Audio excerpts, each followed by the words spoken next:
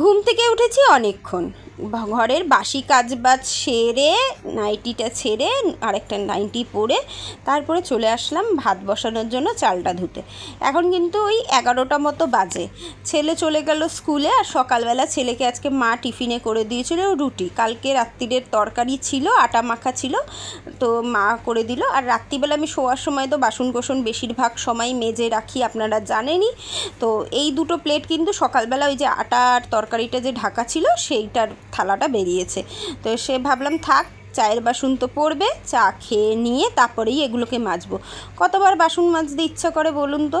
এমনিতেই তো সারাদিনে যে কতবার বাসন মাজি তার কোনো ঠিক ঠিকানা নেই। তো খুব ভালো করে চালটাকে আমি ধুয়ে নিয়ে এখন বসাচ্ছি ভাতটা। আর ভাতটা একটু তাড়াতাড়ি বসিয়ে দিলে পরে কি হয়, মানে তাড়াতাড়ি বলতে ভাতটা হওয়া থাকলে তরকারিগুলো হতেও খেতে দিয়ে দেওয়া যায়। তো আজকে খুব একটা বেশি কিছু রান্নাবান্নার দিকে যাব না, আজকে মাংস করব ভেবেছি। বাপন মাংস নিয়ে এসে দিয়েছে বাজার থেকে। তা মাও আর ভাইও আসলো ভাতটা বসাতে। তো মা তো রোজকার মতো দুধ নিয়েই এসেছিলো, আর সঙ্গে দেখলাম ঘরে একটা কফির প্যাকেট ছিল। তাই ভাবলাম আজকে চাফি বানিয়ে নিই, না চা না কফি। তো এটাকে আমি চাফি বলেই ডাকি, মানে কফি আর চা পাতা দুটো দিয়েই করি। বেশ খেতে ভাল লাগে, একটা কফির ফ্লেভার থাকে চাটার মধ্যে। আর ভাই এসেছিলো হলো কালকে, ভাই ব্যাগ আর হেলমেট রেখে গেছিলো, আর আগামীকাল ভাই আবার কাজে যাবে, তাই জন্য ব্যাগ আর হেলমেটটা যদি না নিয়ে যায় তাহলে কাজে যেতে পারবে না, তাই জন্য এসেছিলো। মা বললো, মায়ের দোকানে এসেছিলো, মা বললো চ একবারে দিদির বাড়ি থেকে ঘুরে আর নিয়ে চলে যাব। তো মা চা খেতে খেতে, ভাই বসতে চাইছিল না, আমি জোর জবরদস্তি ভাইকে বসাচ্ছিলাম। ভাইকেও বললাম চা খা, বললো না আমি চা খাই না, মানে আমার ভাই চা খায় না সত্যি কথা বলতে। তো ও এখন লজেন্স খাচ্ছিল, আর আমরা সবাই চা খাবো বলে সব গুছিয়ে নিচ্ছি। আর কালকের একটা মানে মা যে সকালে রুটি করেছিল বাবুর জন্য, বাবু মনে পুরোটা খায়নি, একটা রুটি ছিল, তো মাকে বললাম যে মা তুমি খেয়ে নাও। আর ওই মা রুটিটা খাচ্ছে। আর ভাই কিন্তু এখনও জানে না যে আমি ক্যামেরা করছি, কারণ ক্যামেরাটা দাঁড় করানো ছিল উল্টো দিক করে। এইবারে আমি ক্যামেরাটা এরকম সোজাসুজি রেখেছি, আর ভাই দেখতে পেয়েছে ভাইয়ের ক্যামেরা হচ্ছে, ও সঙ্গে সঙ্গে দেখুন কি করবে, উঠে গিয়ে ক্যামেরাটা বন্ধ করে দেবে। আর ভিডিওটা ডিলিট করে দিতে চাইছিল, আমি ডিলিট করতে দিয়ে ভেবেছি তোকে দেখাবো না বলে কেটে দেবো, এরকম বলে ভিডিওটা রেখে দিয়েছি। তো তারপরে ভাই চলে গেল, আর মাকে বললাম মা তুমি একটু বসে যাও, গিয়ে তো রান্না বান্না করতে হবে না, মায়েরও রান্না রয়েছে বললো, কালকে যেহেতু ভাই খায়নি, দুপুরবেলা বন্ধুদের সঙ্গে বেরিয়েছিল, আর মা তো আমার এখানে খেয়েছিল। আর ডাল আলু সিদ্ধ যে করেছিলাম সেটা মাকে আমি পাঠিয়ে দিয়েছিলাম ভাইয়ের জন্য। তাই মাকে বললাম যে তুমি বসে যাও, একটু বাদে যাও, ভাইয়ের জন্য মাংস একটুখানি করে নিয়ে যাও। তো শেষ ফিনিশিং আর আমি মাংস রান্না করিনি, আমি কেটে কুটে সব গুছিয়ে দিয়েছিলাম। আর এইটা মা নিয়ে এসেছিলো, মানে ভাই খেতে এসেছিলো, ভাই আবার আমাকে 4টে দিয়ে গেল। হ্যাঁ, তো সেইটা থেকে দুটো আমার, দুটো গলুর, আর আমি গলুকে না দিয়ে 4টেই খেয়ে নিয়েছি। আর এই যে দেখুন আমার মেয়ের অবস্থা, সারা দিন এরম করতে থাকে, সারাক্ষণ ঘরে যতক্ষণ থাকে। ঘরটা পুরো গুছিয়ে রেখেছিলাম, আর কি করেছে দেখুন আবার। Good morning, welcome back to my channel. আশা করি আপনারা সবাই খুব ভালো আছেন, আমরাও খুব ভালো আছি। আজকে হলো কি বার রে?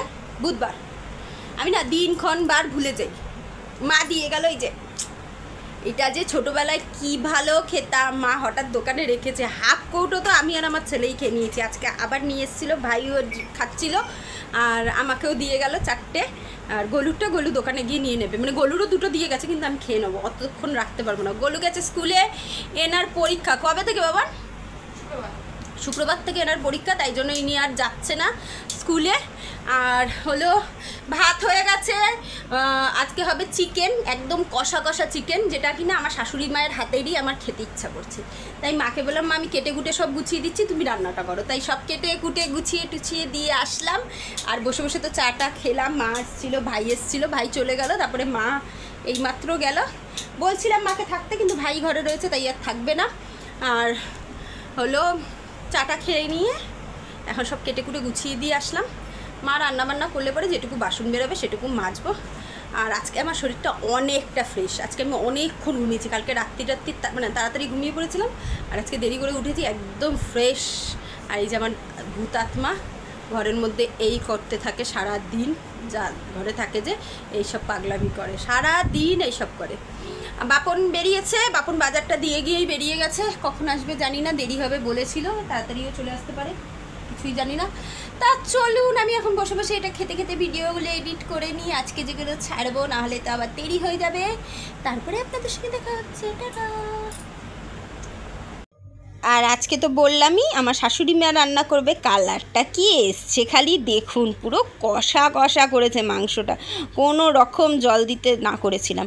আর আমার মায়ের মানে আমার শাশুড়ি মায়ের হাতের এই মাংস কষাটা আমার খুব ভালো লাগে। অনেক দিন যাবৎ আমি রোজই মাংস রান্না করছিলাম, কিন্তু মায়ের হাতের এই মাংসটা খুব খেতে ইচ্ছা করছিল। তাই মাকে বললাম, মা আমি সব কেটে কুটে গুছিয়ে রেখেছি, তুমি একটু রান্নাটা করো, তোমার হাতে খেতে ইচ্ছা করছে। মায়ের কিন্তু অনেকটাই শরীর খারাপ, তাও মা আমি যেহেতু খেতে চেয়েছি তাই আবার করলো। আর এখন এই যে খাবারগুলো সব একে একে এই ঘরে নিয়ে এসে মানে ডাইনিং টেবিলে রেখে দিচ্ছি গুছিয়ে।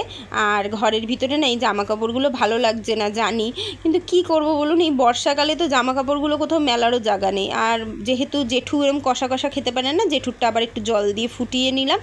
কটা বাসন হয়েছে যেগুলো মাজবো, এখানটা একটু কাচতে বসিয়েছি। বাইরে এখনও বৃষ্টি হচ্ছে, কিন্তু একদম ওয়েদার ভালো না, কিন্তু এইগুলো জমে থাকলে পরে আবার অনেকটা হয়ে যাবে, ওই আবার ঘরে মিলতে হবে, কিছু করার নেই, কারণ বাইরে তো মেলার উপায় নেই।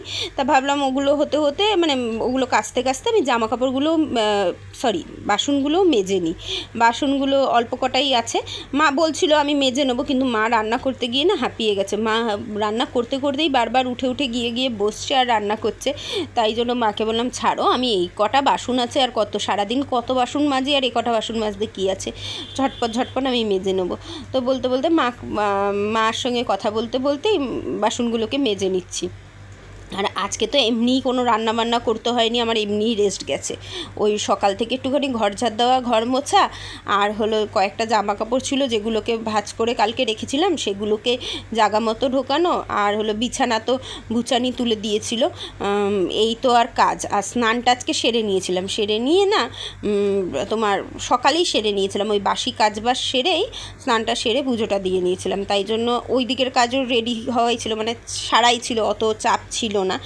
আর এখন না মা যেই বললো যে এক পিস মাংস কষা খাও, আমার না ওরকম শুধু শুধু কষা মাংস খেতে ভালো লাগে না, আমি খুব একটা খাই না, খুব কম, যদি খুব ইচ্ছা করে তাহলেই খাই। তো ভাবলাম থাক গিয়ে, অনেকটা বেলাই হয়ে গেছে, এখন কিন্তু প্রায় 1:30 মতো বেজেই গেছে। তো ভাবলাম একবারে এক পিস মাংস এক পিস আলু নিয়ে না ভাতই খেয়ে নিই, তারপরে যদি বেলার দিকে মানে রাত সন্ধ্যা বিকালের দিকে খিদা পায় আরেকবার, তখন হয় খাবো বলে আর অল্প কটা ভাত আর মাংস নিয়ে নিলাম, একটুখানি গ্রেভি দিয়ে। এখনও কারোর খাওয়া হয়নি, আমি সবার ফার্স্ট খেয়ে নিলাম। তো মা বললো খেয়ে নাও, যখন খেতে ইচ্ছা করছে খেয়ে নাও। আমাদের শ্বশুরবাড়িতে ওইসব ব্যাপার নেই যে আমি আগে খাবো, শ্বশুর শাশুড়ি আগে খাবে, তারপরে এইসব ব্যাপার ট্যাপার নেই। এই দিক দিয়ে আমি খুব বাঁচোয়া। প্রথম বিয়ের পর যদিও ওই ইয়েটা ছিল, যেহেতু তখন নিজের শ্বশুর বেঁচে ছিল, বাবা সঙ্গে একটুখানি ওরকম হতো।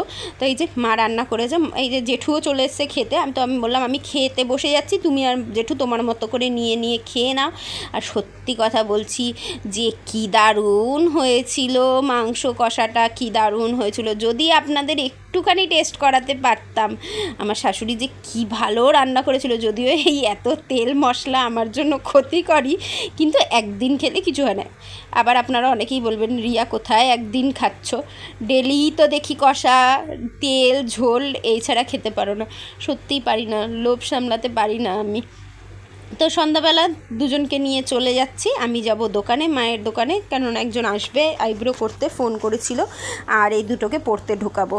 আর দুজনকে নিয়ে হাঁটতে হাঁটতে এখন মায়ের দোকানে গেলাম। আর মায়ের দোকানে ঢুকতে না ঢুকতেই দুজনে দুটো কেক হাসিল করলো, আর এই নিয়ে হাসাহাসি হচ্ছে। মা বলছে ও তো আমার সন্তান, তোরা যেহেতু ছোট এখনও, তো ওরাও তো ও তো আমার কাছে ছোট, মায়ের কাছে সন্তান কোনো দিনও বড় হয় না। তো সেই নিয়ে ওরা দুজনে আবার ইয়ে করছে যে আমরা দুজন বায়না করি, মাকেও দিতে হয়। তো এরা দুজন আবার বলছে কটা বাজে, 7টা থেকে পড়া। তো বললাম হয়ে গেছে, যা গিয়েই যে আমাকেও একটুখানি আয়না দিয়ে দেখিয়ে দিলাম, আমি ঘরে যা পড়েছিলাম সেটা পরেই চলে এসেছি, আর ড্রেস চেঞ্জ করতে ইচ্ছা করছিল না। আর এখন এই কেকটা খেয়ে নিচ্ছি। আর গোলু দেখুন, আমি কেকটা ওদেরটা খাওয়া হয়ে গেছে, এবার আমার কেকটায় হামলা করতে এসছে, কিন্তু আমি তো দেবো না, এটা আমার মা আমাকে দিয়েছে, এটা পুরোটাই আমি খাবো। এই যে পিছন দিয়ে দেখুন কি করছে, এই পাশ দিয়ে দেখবেন এক্ষুনি আমার মেয়ে আসবে এটাকে খেতে। আমি কিন্তু কাউকেই দিইনি, আমার মা যেহেতু আমাকে দিয়েছে পুরোটাই আমি খেয়েছি। আসলে না, ওরাও খেয়েছে তাই জন্যই। তো আমি এতক্ষণ দোকানেই থাকবো, ওরা পড়ে আসবে, তারপরে যাব বাড়িতে। তো দোকান থেকে বাড়ি এসেছিলাম তখন প্রায় 8:30 মতো বেজে গেছে। আর এই জায়গাটা দিয়ে বাইরেটা দেখাই আপনাদের, কি অবস্থা দেখুন, ঝুল হয়েছে কতটা, পরিষ্কার করার সময় পাচ্ছি না। কটা বাসন মাজলাম এখন, আর আলু সিদ্ধ ভাত করেছিলাম এসেই প্রেশারে। তো মা জেঠুকে দিয়ে দিয়েছি, এবার মা আবার এখানে কিছুটা ভাত নামিয়ে দিয়ে গেল গলুর থালায়, এতটা খাবে না। তো আর একটুখানি বেড়ে নিই, গলুকে খাওয়াতে খাওয়াতে আমি নিজেও খেয়ে নেবো। আর বুচান বললাম এই সিদ্ধ ভাত খাবো না, ও কি আলু সিদ্ধ করে কি নিজের মতো বানিয়ে নিচ্ছে। তো যাই হোক, ওরটা করে নিক, আমরাও খেয়ে নিই। চলুন, ভিডিওটা আর বড় করছি না, দেখা হচ্ছে নতুন একটা ব্লগের সঙ্গে। ততক্ষণ সবাই ভালো থাকবেন, সুস্থ থাকবেন। আজ আসি, টাটা।